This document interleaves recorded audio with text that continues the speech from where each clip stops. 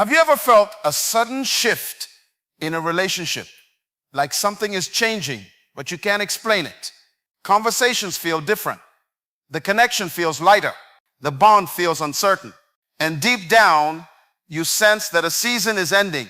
This is not coincidence. There are moments in life when God steps in and begins to rearrange your circle.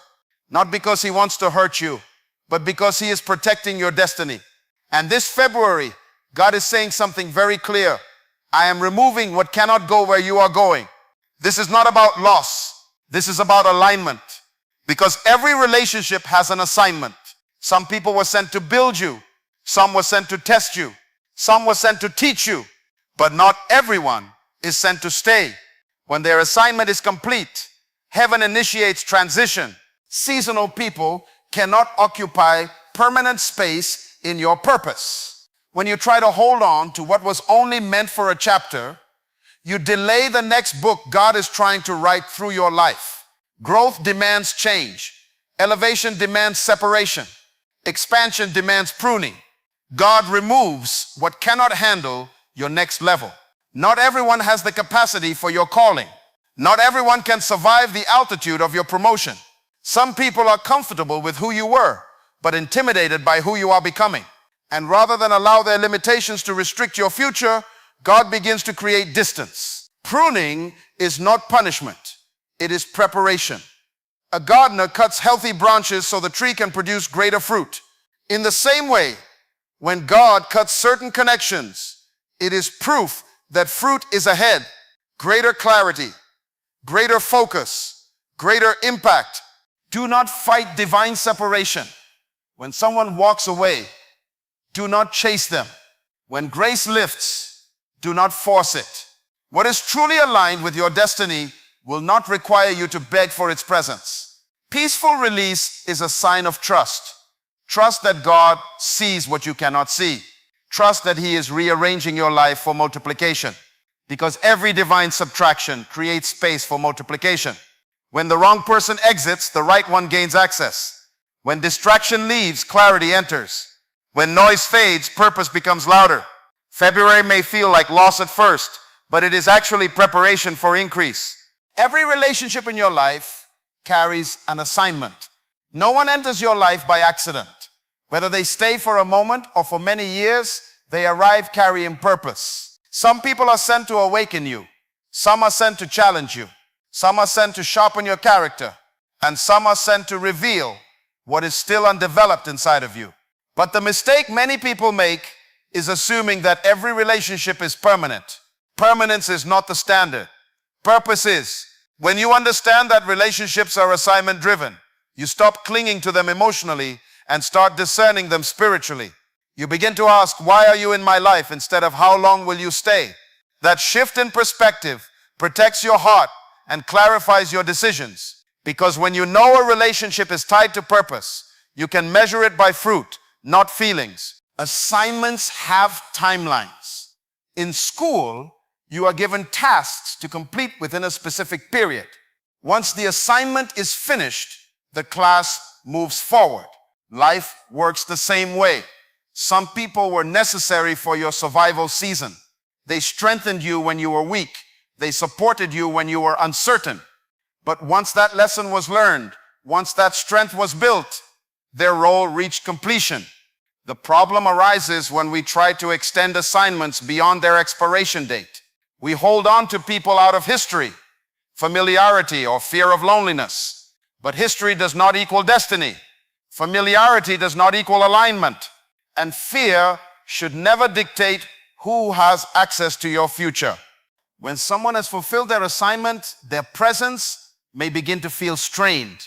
Conversations lose depth. Vision becomes divided. Growth becomes uncomfortable.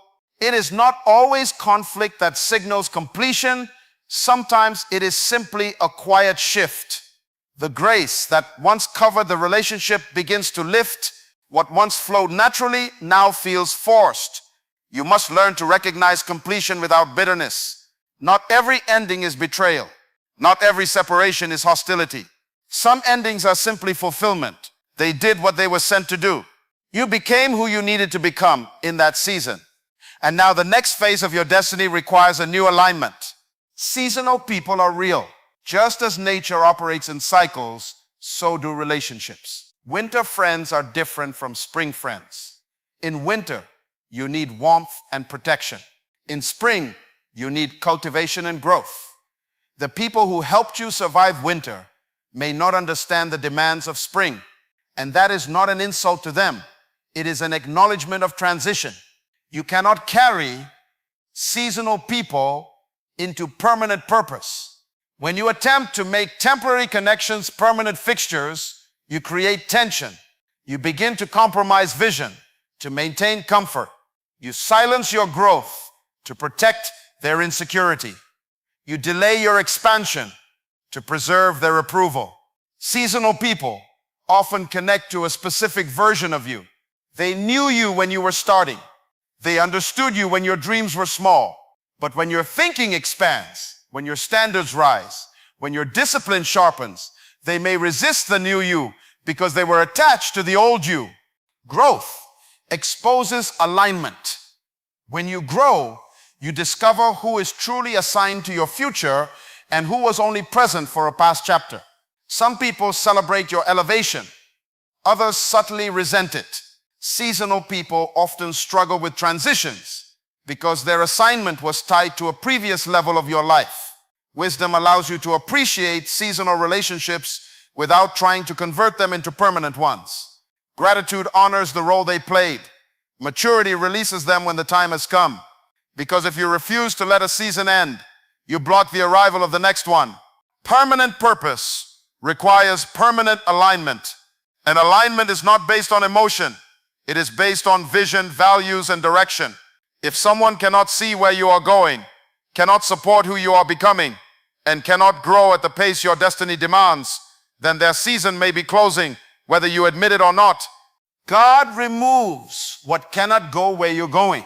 That statement requires maturity to accept, because we often measure love by presence, not by purpose. But God measures alignment. He sees the end from the beginning. He understands the weight of your destiny, the demands of your calling, and the capacity required for your next level. And if someone lacks the spiritual strength, emotional stability, or visionary mindset to walk into that future with you, he will begin to create separation. Elevation demands adaptation. When an airplane climbs higher, the air becomes thinner. Not everything can survive at high altitude. In the same way, not everyone can survive the pressure of your promotion. Some people are comfortable with your struggle because it keeps you equal.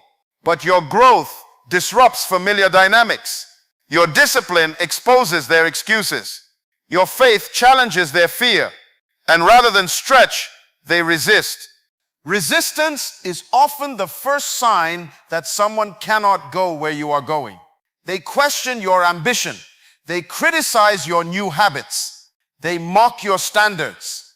What they call you've changed is often evidence that you've grown. Growth will always disturb those who are committed to remaining the same. And if God allowed them to remain in your inner circle while you ascend, their limitations would slowly become your ceiling.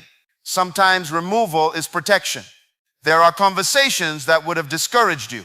There are influences that would have diluted your focus. There are attitudes that would have contaminated your confidence. God sees what you cannot see. He hears what is said behind your back. He discerns intentions hidden beneath smiles. And in his wisdom, he disconnects you before damage becomes destruction. Not every separation is dramatic. Sometimes God simply shifts hearts. Communication fades. Opportunities pull you in different directions. What once felt synchronized now feels distant. You may try to revive it, but the grace is gone. That is often the hand of God gently moving you into alignment with your future. Pruning is proof of future fruitfulness. A gardener does not prune a tree because it is dying.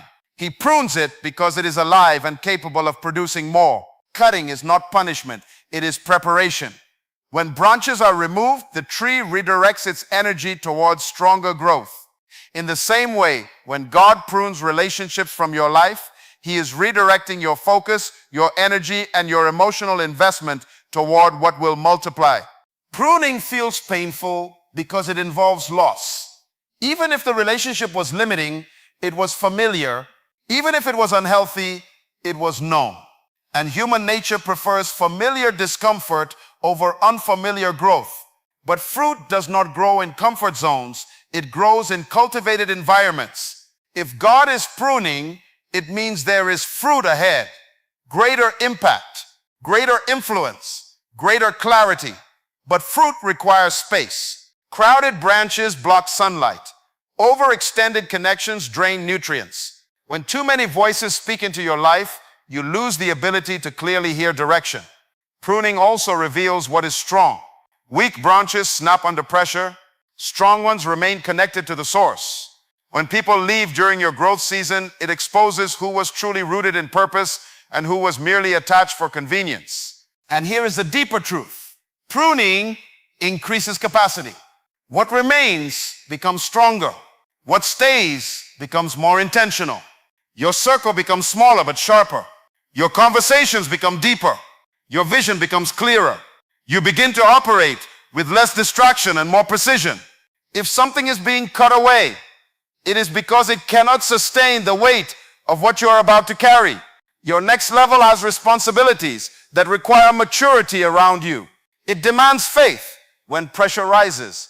It demands loyalty when challenges appear.